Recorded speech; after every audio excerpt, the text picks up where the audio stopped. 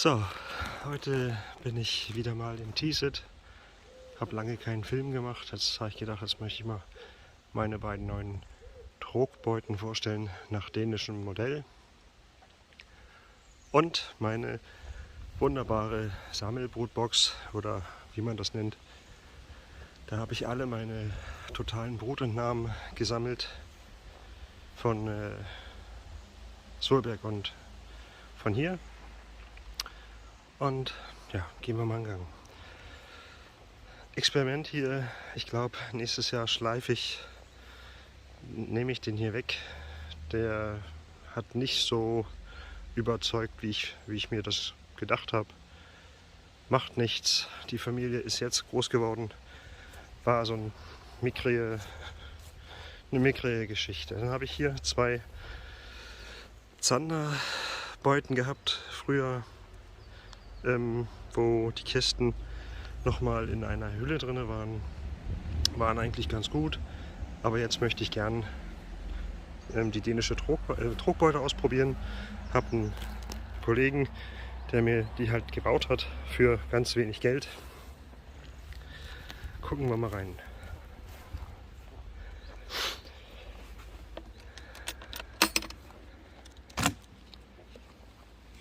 Ursprünglich saß die Familie hier auf Zander normal und Zander 1,5. Mit der totalen Brutentnahme habe ich die dann abgewischt auf so eine Sache wie Deutsch Normal. Hier heißt das Norwegenmaß, ist ein bisschen größer, und dann gibt es auch noch Launormal, das ist genau die Größe von Deutsch Normal. Ja, hier sitzt die Familie auf 1, 2, 3, 4, 5, 6, 7 Rähmchen. Sieht gut aus. Und dann haben sie hier das Futter. Und da habe ich hier eine Plastefolie drüber gelegt, die dann auch verschwindet im Winter. Dass die halt eben die Möglichkeit haben, von Rähmchen zu Rähmchen zu marschieren, ohne gehindert zu werden. Dadurch ist so ein Futterabriss nicht unbedingt gegeben, gerade beim Warmbau. Ja, dann kommen hier ganz normal die Magazine drauf, 1, 2 Stück. Und jetzt sind hier 1000 Wespen wieder mal am Gange. Ja, und dann war das. Das ist halt eben das Prinzip. Hier ist nochmal eine Isolation rechts und links, vorne und hinten durch den Trogknopf hier. Die leeren Rahmen verschwinden, der Trogknopf wird dann nach vorne gebracht. Dadurch, dass der auch nochmal eine isolierende Wirkung hat, ist die Wärme gegeben. Super. Machen wir das Teil wieder dicht. Ich lege immer eine Kokosmatte oben drauf. Dann haben sie auch nochmal schöne Wärme.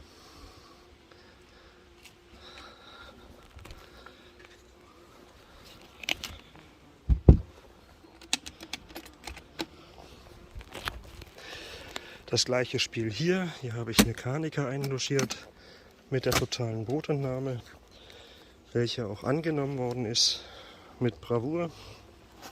Alles schick, wie man so schön sagt. Mal kurz hier alles wegmachen. Ja, die Familie ist schon ein bisschen anders gestrickt. Die haben sich jetzt mehr hinten orientiert, macht nichts. Rähmchen werden einfach nach vorne geschoben und dann ist gut. Lass mich mal zählen. Ich zähle 1, 2, 3, 4, 5, 6, 7, 8, 9, 10, 11 Rähmchen. Ja, wo da Bienen drauf sind, und 1, 2, 3 eben leere. Sieht sehr gut aus. Und das ist die Carnica. Die hat sich auch, wie ihr sagt, super gemacht. Hab die am, lass mich überlegen, 19. Juli eingesetzt. Oder da habe ich die totale Brutentnahme eben vorgenommen. Dann kommt hier eine Platte drüber. Wieder so.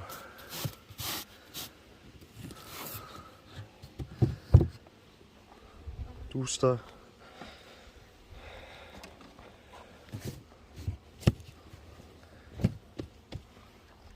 So, alle check.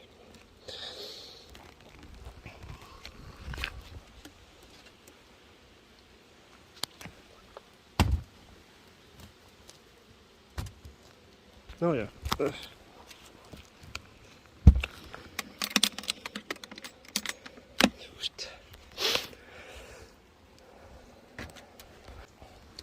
So, nun kommen wir zu dem hier Geschichte. Das ist die Truhe, die ich selber gebaut habe. Aus Einwegpaletten aus Polen. Die sollten weggeschmissen werden. Ich habe gesagt, gib mir die. Baue ich mir was. Ich mache da mal auf.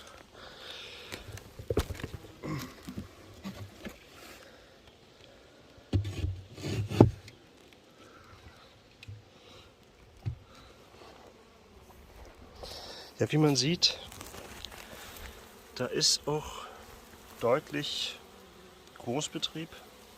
Ich habe auch ein bisschen das Einflugloch verengt da. Das schaut gut aus. Dann habe ich hier das Honigmagazin oben drauf, was zum Futter ist.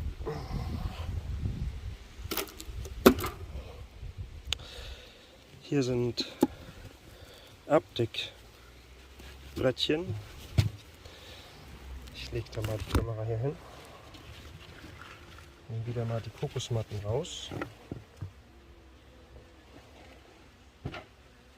So.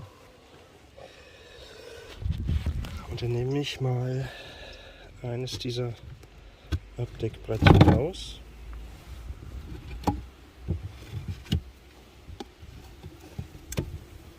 Kann man schon sehen. Ja, Futter ist abgenommen worden und die haben das gut.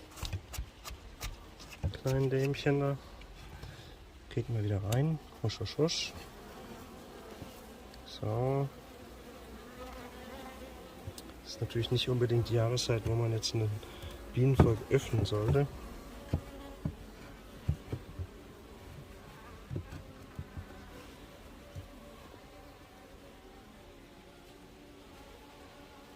So.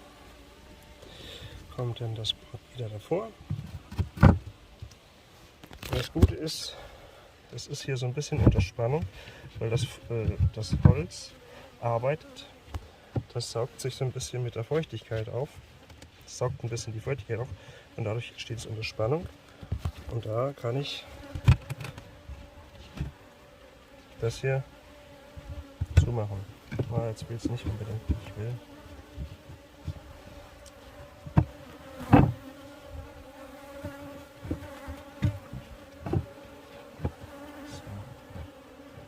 So, die Dams. Da ist schon Ruhe drauf. So denn. Dicht ist der Ofen. Hier habe ich eine Möglichkeit, immer zu sehen, ob und wie. Da ist ein Propolis-Gitter drüber. Da haben sie schön den Teich abgenommen und auch ein selber gebautes Brett kann ich auch abheben. Alles schick, alles gut. Drauf.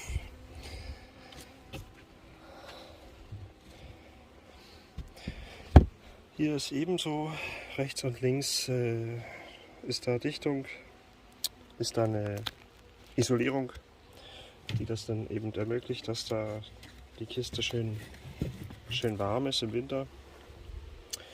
Dann habe ich extra mir einfallen lassen, dann noch eine Leerzeiger drüber zu stellen mit Gitter drauf und Zeitungspapier, um die Feuchtigkeit rauszuholen. Quasi entstehen kann. So. Und kommt der Teil wieder zurück.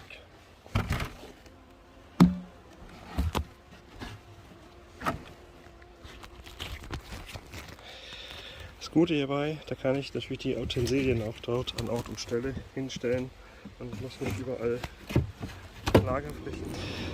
Hier habe ich auch eine alte Familie,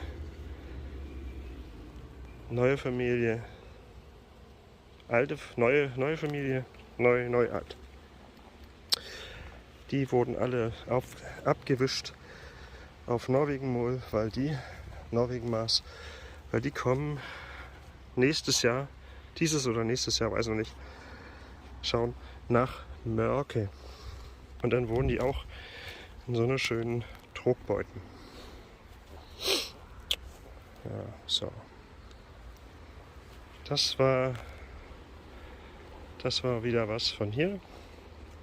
Nicht der große Film, aber so ein bisschen. Passiert ja nicht immer das Große.